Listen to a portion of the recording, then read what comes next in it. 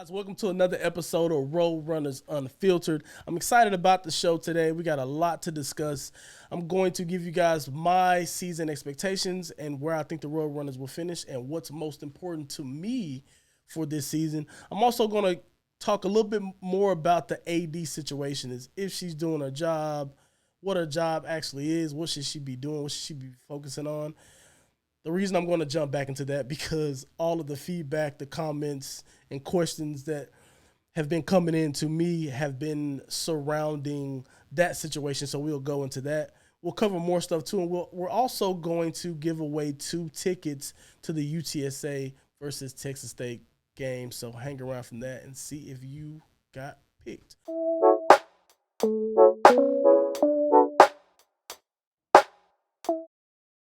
My season expectations for the Roadrunners. I'm going to give you guys, I'm going to do it in 2 parts. So, in terms of a record, I'm going to give the record. My record prediction is going to be 10-2. I think the Roadrunners will go 10-2 this regular season. And it's not, I don't have 2 games that I have marked on our schedule to say that we're going to go in and lose. I am worried about that Tennessee game, to be fair. And I am a bit worried about that Tulane game that rounds off the season. We're playing good teams.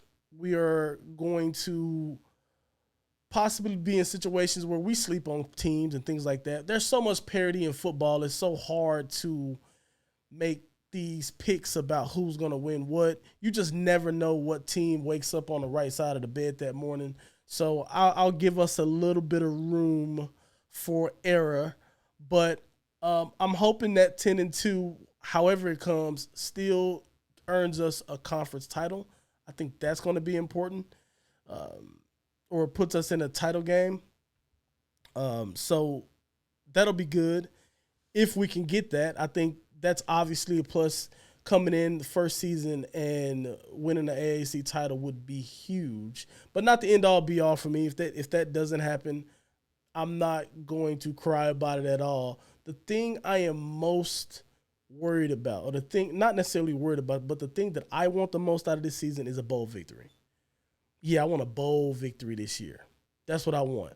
It's the last year that we'll have Frank Harris. It's the last year we'll have a lot of those seniors. We had a great group that's put 2 banners up at the program, right? This is their last season together. So I expect them to go out with a bang. And to me, conference championship, obviously coming into the AAC and kicking off our run in the AAC with a championship would be massive. But I think what would really, really drive home and round out these guys' career perfectly is to capture that first bowl victory. That's what I want. That's what I want out of this season. That would be huge. I just think that we got some players on our team that are some of the best in the country, not in the conference, in the country. And I just think we're going to rise above and have a hugely successful season. And that is going to be capped off with a bowl victory. First in history. You heard it here. I'm telling you, it's coming. Okay, now I'm going to switch gears into the next topic. Now that you guys have my season expectations, I want to get into this discussion around our athletic director and what her role is and what's going on. So right now, I think in a nutshell, her role has a lot to do with just strategic planning and making sure that we have a long-term, we're working towards something. We have a long-term plan that is intact and that we're gradually making progress toward and this is an athletic department in general, not just football. This is like she should have a plan for where we're going, what we're trying to do for our program, and a lot goes into that, right? Like, you got to make sure you hire staff that is going to put us in a position to win. Quite frankly, you got to make sure you keep them happy. You got to make sure the facilities and the infrastructure is up to par. Obviously, meeting conference standards, but also really making a difference for the athletes and their experience. So I think, obviously that's important. A huge part of her job is fundraising and building relationships within the community with businesses within the community to, you know, for a multitude of reasons. But I think when you think about doing some of these deals and the financial benefits that could come with having these local relationships with businesses and companies around, that's a huge part of the job. It's also part of her job to build relationships with the alumni and make sure that they're taken care of because they're going to be your donors, right? Obviously, student athlete welfare is a big one. So I talked a little bit about the fundraising bit and the facility improvements and things like that. Also, just marketing and PR in general. That's a big one to me because there's been a lot of complaints about the marketing side of things.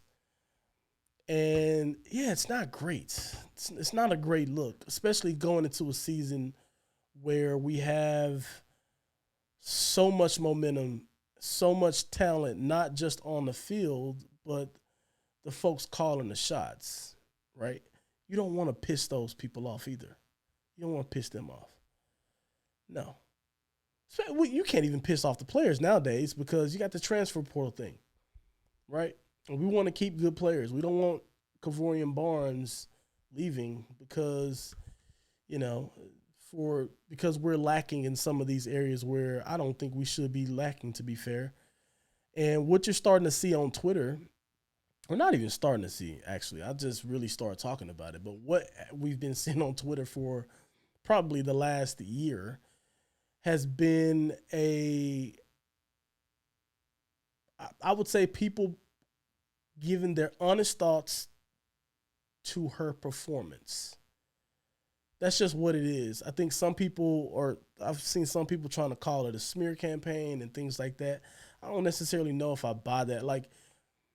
And the reason I say that is because whenever you have these jobs, these type of jobs where you make all this money, especially in sports, man, being your performance is just like a football player. Your performance is going to be out there for everyone to judge and everyone to have an opinion on. That's just the reality of it. That's just the reality of it. And it goes all the way up in professional sports. We've heard all types of stuff from GMs and all of that going on in the NBA and NFL and who's in the front office making this call and that call and all of this. All these people who associated and are in these high leverage spots in these athletic departments are subject to public scrutiny because it's just part of the job. It's part of the job. And it's not going to be fun. It's going to piss people off, but people are also going to say, "Hey, you're making, more than $500,000 a year. We need you to deliver." And then what you can't do is piss off the big donors. Can't do that one. And some of them are pissed off. Yeah. And you can look on Twitter and see that. I don't even have to talk about people I've spoken with. You can just go look on Twitter. And I think a lot of folks have good ideas and they want answers. They want to know why. And I think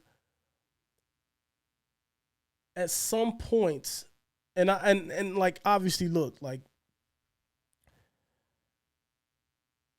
she's not gonna come out and answer, like do a Twitter Q&A and answer all the questions or tell you guys why she made a certain hire or why they're not doing this or to openly talk about budgets and things like that, which I don't think people are asking for that. But I will say that there needs to be some sort of transparency to not quiet quiet the scrutiny or whatever, but I think there needs to be some sort of transparency to let folks know, like, if you are doing some of these things that people are recommending, if there are real reasons as to why we aren't, getting the money that it seems like we should. Is the money not there? Maybe it's not there. I don't necessarily think it. I won't say the money's not there because I'm sure the money's there, but I don't know. I just think overall more transparency in whichever way you can package it would help, because ignoring, and I'm not saying anybody's ignoring what fans and supporters of the program are saying. I don't necessarily think that's happening, but there's no assurance to the fan base and the supporters. That's the problem. And I'm sure, these people they are the ones put in this position. It's their jobs to navigate this and ease the supporters, because you can't just let this fester up. It's going to fester up into something that she's not going to have the ability to control, and that's where it gets problematic for her, to be frank. So it's a hard job. I am not saying that it isn't, but I think people's feelings are valid, especially when they aren't, or they feel that they have not been reassured that everything's going to be okay. We're doing the best that we can. We are out in the community building these relationships. We are out in the community, raising money. We are doing our job, basically. Because from what the viewpoint, from what I'm seeing on Twitter and all of the social platforms, is that folks aren't able to see the work at all. And that's why people are uneasy. Because you can't see the fact that we can't see the work that's going into it. People are going to see the results, and the result is there's no indoor facility.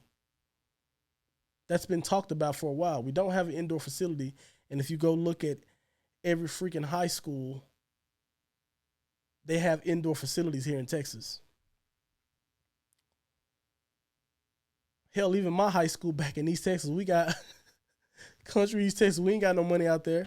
Not like that. We got indoor practice facility, though. 100%.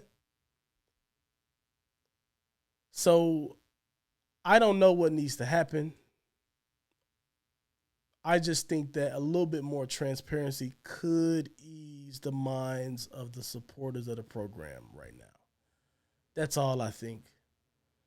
I think just a little bit more transparency, because I don't believe that she's just sitting back in her office with her feet kicked up on the desk and twiddling her thumbs. I doubt that that's happening. I'm sure she's out there putting in the work and doing the best she can. But either there needs to be different tactics, or I don't know.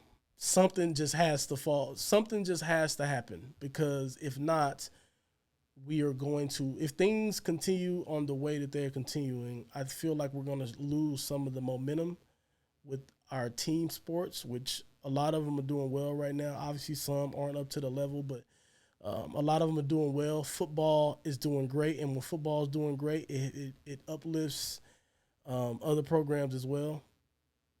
So, yeah, whatever it is, it ain't my place to say what should be done, because it ain't my job. I'm just looking at all of the feedback that I've gotten about this situation, and something's got to happen. Something's got to happen. So we just need movement. We just need movement, or some sort of, I don't know, come out and say that you have a plan to raise, do something. Do something. You got to give them something, because what I'm starting to see is you got a lot of people on Twitter who are saying that they can do your job. Yeah, better than you can. So I'll leave it at that, but just a weird situation, and it's an unfortunate situation for her to be in. It's an unfortunate situation for UTSA to be in, considering all the good and great things going on with the program right now. Kind of sucks, man. Kind of sucks. I'm going to right now. I'm going to announce the winner of the two UTSA versus Texas State game tickets, and the winner is Twitter name El Capitan __5. I believe Mike Martinez. He wins the two tickets. Make sure you DM the Roadrunners Unfiltered account for details so we can get you sorted out, my friend. Congratulations to Mike Martinez. He is now 2 tickets richer to UTSA versus Texas State. So we're gonna do a little bit. We're gonna do more of these. So make sure you guys follow the Twitter as well. I'm gonna do some more of this stuff. I think next time I'm gonna do it, it's gonna be to subscribers to the YouTube channel, though. That's how we'll do it. I think I'll post a community post within the YouTube channel, and then we'll do it there for folks who like and subscribe to that. We'll do 2 more tickets to a later game. Awesome. One thing I wanted to, speaking of YouTube, I had a YouTube comment that I did wanted to answer on here because I didn't really have my thoughts together at the time to answer it through text. But this came from, I think it's Marcus Lambert. But he asked me, he said, hey, check out the Sportskeeda article about rebuilding the Pac-12. This dropped last week. They mentioned that UTSA was going to the Pac-12 along with 11 other AAC teams in 2024 and to take 3 Mountain West Conference teams in 2025. Do you think it's true? And if so, what does this mean for the university and the student athletes? I don't know if it's true. I had some time to think about this, and I think I'm going to agree with Farrah. When she said a couple weeks ago when she was on the podcast, she made the mention of not wanting to go up to a bigger conference right now in Pac-12 because we're not ready for it as a program. And I agree with that, actually. I think that let's settle in the AAC for a bit.